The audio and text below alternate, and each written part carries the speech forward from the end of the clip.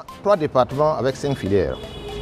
Alors, le premier département, si vous voulez, le premier, c'est le génie informatique, avec 2 filières, une filière réseau et télécommunications, et l'autre filière, c'est sécurité informatique et industrielle.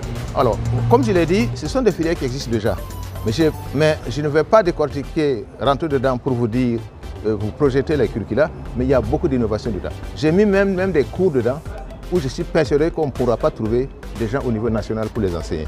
Mais je l'ai mis extrait. C'est dans le cadre de la coopération que nous allons justement faire venir des gens et permettre absolument à ce que nos nationaux, et quand ces gens vont venir, nous allons faire en sorte peut-être qu'ils puissent faire des conférences et autres, pour que au niveau national, nous puissions former des jeunes pour les remplacer. Donc, voilà le premier département. Alors, le deuxième département, c'est le département d'énergie, qu'ils appellent génie électrique d'ailleurs, que le ministère l'a appelé, qui contient sur une filière en énergie renouvelable. Et c'est là où j'ai insisté pour dire que si vous écoutez la filière, c'est intitulé solaire, photovoltaïque et thermique, système de conversion et ingénierie des installations. C'est vraiment, ça contient tout. Nous allons d'abord montrer aux étudiants comment l'énergie solaire est convertie en électricité, éventuellement en chaleur.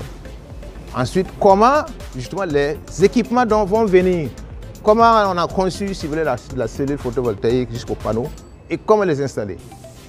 Et derrière tout cela, il y a des éléments que les gens ne comprennent pas. Quand vous vous levez, par exemple, il y a des gens qui disent, et même l'État, qu'ils forment des gens au secondaire pour le solaire. Mais le solaire, c'est une physique appliquée, c'est un domaine d'ingénieur. Je n'ai pas voulu m'étendre. Si vous allez aux États-Unis pour vous dire, dans les universités, vous voulez faire des énergies solaires, il n'y en a pas. Moi, j'ai eu la première bourse pour aller faire du solaire, parce que j'ai fait du solaire à Dakar. Quand j'arrivais, il n'y a pas de solaire. Si tu veux faire du solaire, il faut faire du génie mécanique.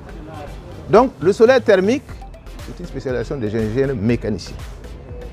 Le photovoltaïque aux États-Unis, c'est une spécialisation des ingénieurs électriciens. Donc, quand vous vous levez, vous êtes en train de faire des cours au niveau du secondaire. Vous allez apprendre quoi aux élèves? Ils n'ont même pas la capacité de comprendre la physique en dessous. C'est-à-dire les gens là au Burkina parlent de choses qu'ils ne savent pas. Ils ne savent pas de quoi ils parlent. Ils vont former ces gens, ils n'auront rien, ils ne pourront rien faire sur le terrain. Ce sont des chômeurs qui vont faire. Et puis après, ça va poser des problèmes. C'est des choses qu'on étudie à l'université et au niveau Bac plus 2, 3. Si vous voulez, on peut faire des métiers, mais si c'est des métiers, il faut que ce soit de vrais métiers. La troisième filière, c'est comme j'ai dit, c'est génie de l'eau et de l'environnement. Il y a 2 filières là-bas aussi, c'est hydraulique urbaine et assainissement durable, hydraulique rurale, mécanisation, aménagement hydro-agricole durable. Alors, comme j'ai dit, ça c'est peut-être, je ne dirais pas les plus innovants, mais en tout cas, ça répond bien à un manque au niveau national. Parce que nous avons tous le problème de l'eau, le problème que nous avons au niveau de l'eau. Mais si nous ne formons pas des cadres capables donc de quoi? De gérer cette ressource, bien sûr que nous aurons des problèmes demain. Nous avons déjà des problèmes de toute façon aujourd'hui. Donc le CS, comme je l'ai dit, le CS l'a étudié, parce que moi je suis un conseiller. Le CS a recommandé qu'il y ait des filières là-dessus et nous sommes fiers d'avoir déjà mis ces filières. Et je pense que les filières vont faire chose parce que quoi? Il faut revoir la construction des barrages, la gestion des barrages, il faut voir les manières hydrauliques, et comment on les gère, et comment justement, quelle est la technique, la meilleure technique au Burkina pour l'irrigation. Parce qu'on n'a pas beaucoup d'eau, il faut le gérer correctement.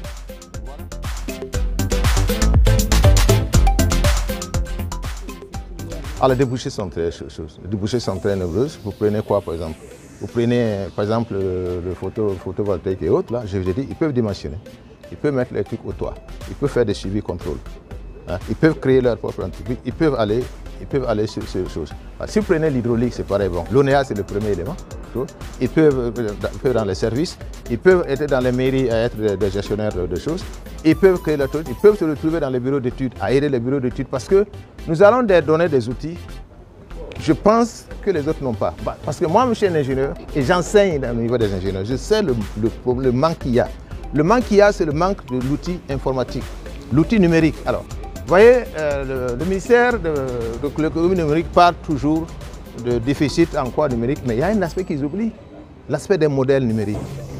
Mais les modèles numériques, ils n'en parlent pas parce que peut-être que ce n'est pas dans leur agenda. Mais les modèles numériques, c'est ça qui permet aux gens de faire quoi? Mais de projeter l'économie du Burkina d'ici 20 ans. Mais le changement climatique que les gens sont étudiés, qui est là d'ici 50 ans pour savoir ce qui se passe? Et ce sont les modèles numériques. Mais ça n'existe pas malheureusement dans notre chose. Et c'est ça que nous allons donner à nos étudiants. Et ça manque. Et ils vont être capables d'aider l'État. Ils vont être capables d'aider les bureaux d'études.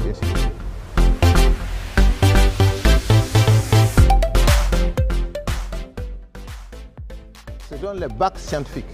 Alors, le bac scientifique, si vous voulez, l'une des premières choses, c'est le bac C. Ensuite va venir le bac E, le bac D. Alors, je ne dis pas que les autres ne sont pas bons. D'ailleurs, nous avons prévu des filières pour tout le monde. Et malheureusement, le ministère nous a dit de choisir juste 5 filières. Pourquoi? Parce que nous allons élever la compréhension fondamentale.